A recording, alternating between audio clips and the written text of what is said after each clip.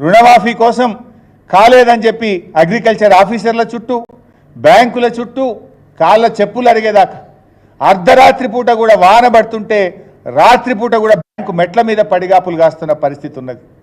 ఇవాళ ఓపిక నశించి బ్యాంకుల ముందు ధర్నాలు, వివిధ జిల్లాల్లో రాస్తా రోకోలు ఇవాళ జరుగుతున్న విషయం కూడా మీ అందరికీ తెలుసు. ఇవాళ నేను ఒకటే కోరుతున్నా రేవంత్ రెడ్డిని, నిజంగా రుణమాఫీ చేస్తే మీరు శ్వేతపత్రం విడుదల చేయండి. అసలు రుణమాఫీ చేసిండ్రా? ఈ రాష్ట్రంలో అప్పు తీసుకున్న రైతులు ఎందరు?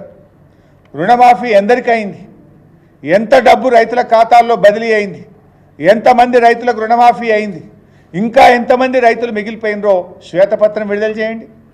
నువ్వు పెట్టినావు కదా అసెంబ్లీలో నీటిపారుదల మీద శ్వేతపత్రం అని, అప్పుల మీద శ్వేతపత్రం పెట్టినావు కదా, రుణమాఫీ మీద శ్వేతపత్రం ఎందుకు విడుదల చేయవు అని నేను అడుగుతా ఉన్నా. రాష్ట్రంలో అర్హులైన రైతులు ఎందరు? నువ్వు రుణమాఫీ ఎందరికి చేసినావు? ఇంకా ఎంతమంది మిగిలిపోయినరు?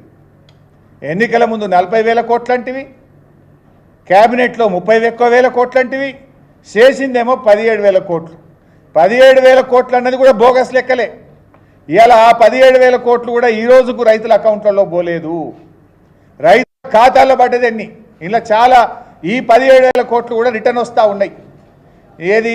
ఆధార్ కార్డు పాస్బుక్ మ్యాచ్ కాలేదని, రేషన్ కార్డు లేదని, నువ్వు వేసిన 17,000 కోట్లలో కూడా చాలా బయటకు వచ్చినాయి.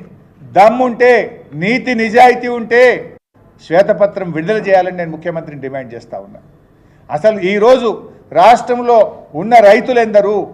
అప్పున్న వాళ్ళు ఎందరు? ఎందరికి రుణమాఫీ అయింది? ఎంత డబ్బు రైతుల ఖాతాల్లో జమ అయింది? ఇంకా ఎంత డబ్బు రైతులకు ఇవ్వాలనో శ్వేతపత్రం విడుదల చేయాలని చెప్పి తెలంగాణ రైతాంగం పక్షాన నేను ఈ ప్రభుత్వాన్ని డిమాండ్ చేస్తూ ఉన్నా.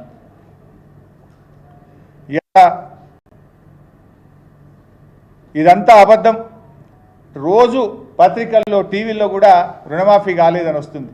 ఇవాళ ఎంత స్పష్టంగా ఒక ప్రధానమైన పత్రిక రుణం తీరలేదు అని చెప్పి